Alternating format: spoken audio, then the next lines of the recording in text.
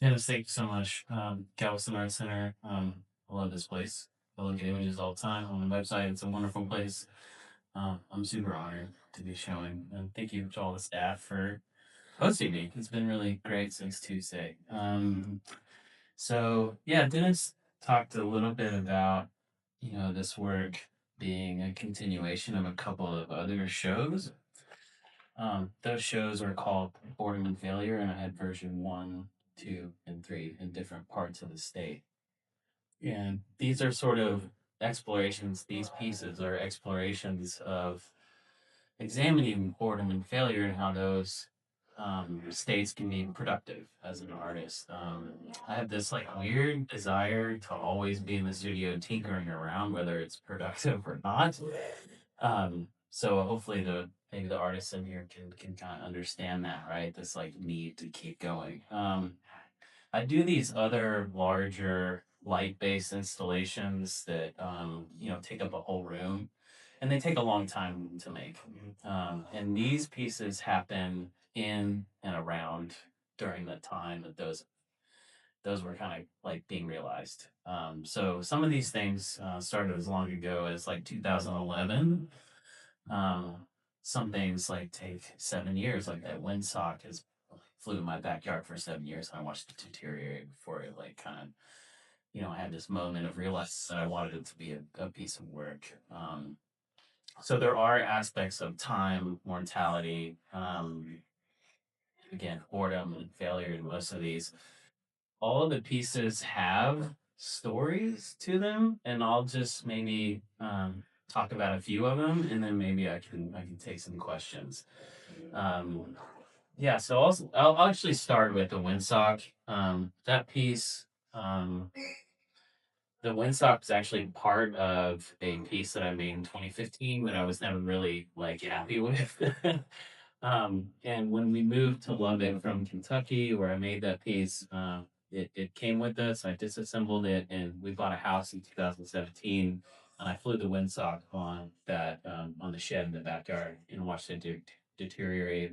And then at some point realized that I wanted to kind of give it another ride. So that's how that piece came to be, and it's called Untitled Windsock. Most of the pieces in here are untitled, and it's just what you're looking at. I do that as a way to get viewers to be drawn back into what they're looking at because I sort of question people interpreting art. I don't necessarily do that as an art viewer. So I sort of kind of push back against that. I want people to kind of look at what's in front of them, read the materials list. Like if you look at my materials list, it's pretty specific. It'll give some indication of the story and where these materials come from, so you can get sort of like an understanding of what the meaning, if you can formulate that with these from that materials list, if that makes sense.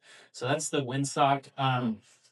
Maybe another interesting story are these pretty simple rocks. These are all made these sort of like these moments or these intersections with these IKEA lac shelves. They're real cheap.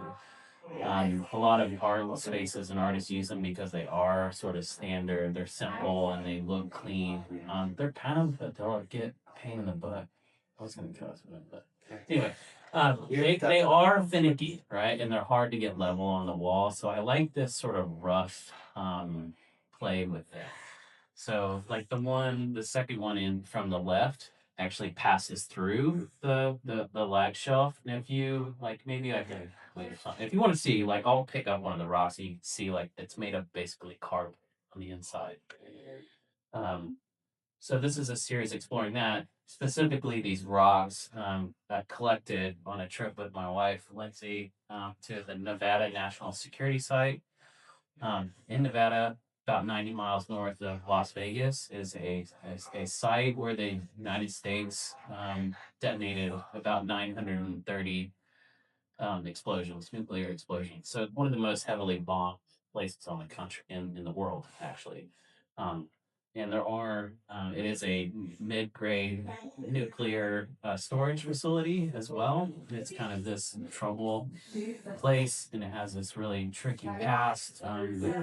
Its relationship to surrounding native communities as well. So it's got a multi-layer tricky thing, and I wrote a grant and was given money by Texas Tech to go visit this crazy site. I like to do doctoralism, so whatever. Like guilty. So we went there, got the money, and we drive around this whole facility. We go to like Frenchman Flat where they did tests on steel houses, playgrounds, just to see what nuclear explosions would do to those things. I kind of have, I have a hard time engaging in this, but like I'm a conceptual artist. And a lot of this work is based on, like thinking through that difficult stuff. But anyway, we get out. They let us out at one part of the tour to a site called the Sedan Crater, and it's where they did a nuclear blast experiment that evaporated 12 million tons of Earth. At one point, they were thinking that, hey, like we can create roads with nuclear explosions, and this was a very early test in that. And they let us out on this platform, and I'm kind of lagging behind after we take these goofy photos. And I have the photo. I should have maybe shown the photo. We did like a protest thing, whatever. We bowed our heads, and every time they kept taking the photo, Lindsay and I kept bowing our heads, and they kept taking the photo. So we kept messing with them. But anyway, on the way back to the bus, I kind of like lollygagged around. Lindsay's like, "Come on." I'm like, "Well, I really think that this needs to come home with me. Something else needs." So I just bent down and picked up two rocks and put them in my pocket and flew all the way back to Lubbock, Texas, from Vegas with those. We actually went to Los Angeles with them too. They were at a coffee can for a long time in my garage, just hanging out. And at one point, I actually did get kind of freaked out that I had like radiation poisoning. So I did a lot of research, and you don't actually like. It's like, we got more radiation exposure like on a flight from LA to New York. Than I wouldn't maybe put them in my mouth though. But that's the story. That's where those rocks came from.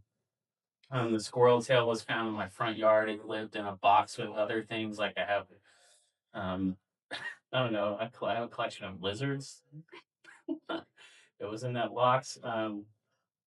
The inside the goggles, inside of the flowers inside the goggles, the middle one, are actually from a cemetery where Buddy Holly is buried in Lubbock, Texas. All these cans were collected with on a walk with my dog in the last 2 years of his life. I'll stop there. If you have questions, I can maybe like elaborate if you're curious about another piece. Like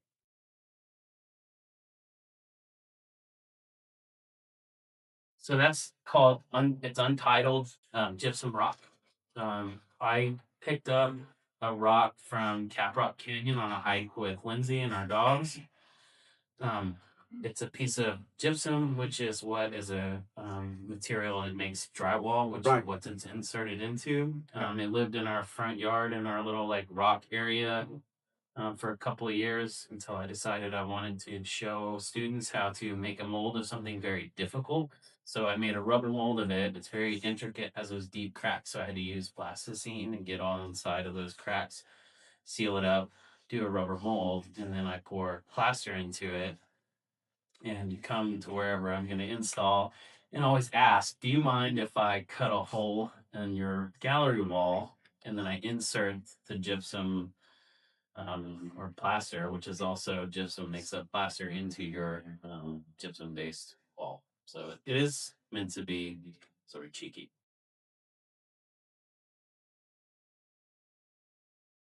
Those are all made on a from materials I collected on a single walk the day that I collected it. That's a selection of like 8 out of 35. It's all one walk, one piece. Yeah. And I started that in 2016. And about 2020, when it got a little weird, I stopped picking up other people's trash.